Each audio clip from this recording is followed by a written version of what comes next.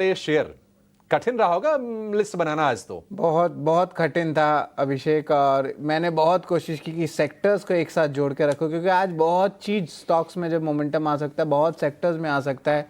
तो एग्जैक्ट खबरें वाले शेयर्स तो हार्डली एक या दो हैं, 8 या 10 तो सेक्टर या थीम ही है। एक एक करके हम बताते हैं। और खास करके जो इंडिपेंडेंस डे स्पीच था पीएम मोदी का, वहाँ पे जीएसटी पे बहुत इंपॉर्टेंट अनाउंसमेंट्स वो कर रहे थे, हिंट्स दे रहे थे, हमारे सोर्स बेस्ड स्टोरीज भी थे। और इम्पॉर्टेंटली बहुत सारे सेक्टर्स में भी जो है नज़र रहने वाली है, तो उसके कारण ये सारे सेक्टर्स में आज वॉल्यूम्स में मूव देखने मिल सकता है। सबसे पहले consumer discretionary stocks, white good stocks, textile stocks, इन पे जो है नज़र रखेंगे। अब जीएसटी की रेट की जो रैशनलाइजेशन हो सकती है, जहाँ पे सिर्फ दो ही जो है टैक्स स्लैब्स रहेंगे, एक 5% का और एक 18% का। इम्पॉर्टेंट बात यह है कि जो 18 या 28% का, उसमें गिरावट देखने मिल सकता है उन टैक्स स्लैब रेट में। तो कंज्यूमर डिस्क्रिशनरी लीजिए, वाइट गुड स्टॉक्स लीजिए, टेक्सटाइल स्टॉक्स लीजिए, यानी कि ऑटो स्टॉक्स भी लीजिए, कोई एंट्री लेवल गाड़ी है, तो इन सब पे जो एक बेनिफिट आ सकता है। लेकिन याद रखिए, कस्टमर को बेनिफिट तभी मिलता है जब कंपनी प्राइस अपनी गिराती है। तो अगर उनको रेट कट की बेनिफिट आ रही है तो वो पास ऑन भी करना ज़रूरी होता है। सीमेंट स्टॉक्स रेट कट 28% से 18% तक हो सकता है।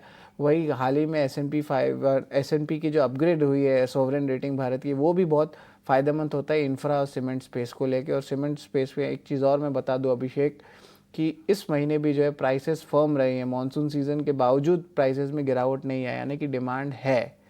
फर्टिलाइजर स्टॉक, सेमीकंडक्टर, डिफेंस, इन स्कीमें पे भी नज़र रखिए। पीएम मोदी ने कहा है कि ये सेगमेंट्स को बढ़ावा दिया जाएगा, आत्मनिर्भरता इस सेगमेंट्स में दिया जाएगा, तो इसमें जो है अच्छी मोमेंटम आ सकती है। हालांकि सिन या लग्जरी गुड्स पे 40% का जो है टैक्स लग सकता है जीएसटी में। तो आईटीसी, नज़ारा टेक, डेल्टा कॉर्प, ये सारे स्टॉक्स जो लग्जरी और सिन गुड्स में आते हैं, उन पे नज़र रखिएगा। नेगेटिव रिएक्शन भी आ सकता है।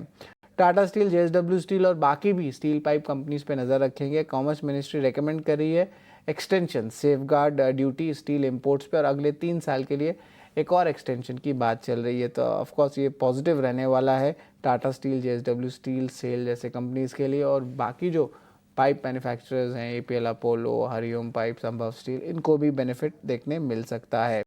स्विगी की बात करें तो प्लेटफॉर्म फीस को उन्होंने हाइक कर दिया है, अब 14 रुपये प्रति ऑर्डर कर दिया। ये फेस्टिव सीज़न का हाइक है। जो अर्लियर जो हाइक था वो 10 से 12 रुपये का था। तो न्यू एज टेक स्टॉक्स पे भी जो है नज़र ज़रूर रखिएगा, खास करके जो फेस्टिव का थीम है, जो हम आपको पहले ही ये ट्रेंड बता दिए थे 18 ऑफ स्वदेश में। एस&पी अपग्रेड जो है 7 इंडियन बैंक और 3 इंडियन एनबीएफसीज को किए हैं टोटली। एक टाइप से आफ्टर इफेक्ट आ रहा है सॉवरेन रेटिंग अपग्रेड का। तो बीएफएसआई स्पेस में भी जो है अच्छी मोमेंटम देखने मिल सकती है। और of course ICICI bank, HDFC bank उतना भी पार्टिसिपेट नहीं किए निफ्टी बैंक के रैली में, तो यहाँ पे भी एक केस बनता है शॉर्ट कवरिंग का।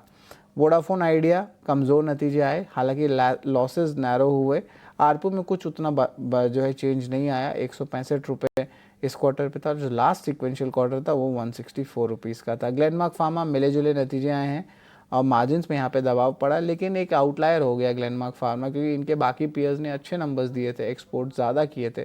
तो यहाँ पे देखना होगा कि ये अपने पीयर्स को क्यों लैग करे, तो ये नेगेटिव ज़रूर रहेगा स्टॉक के लिए। और आखिर में बोरोसिल की बात करें तो largely inline set of numbers थे, लेकिन नेट प्रॉफिट 87% बढ़ा, मार्जिन में 94 बिप्स का ईयर ऑन ईयर बेसिस पे भी उछाल देखने मिला। तो लार्जली अर्निंग स्पेसिफिक तो बहुत कम स्टॉक्स हैं।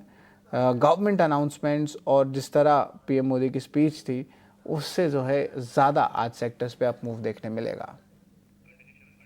लेकिन ये तो हो गई बात, लेकिन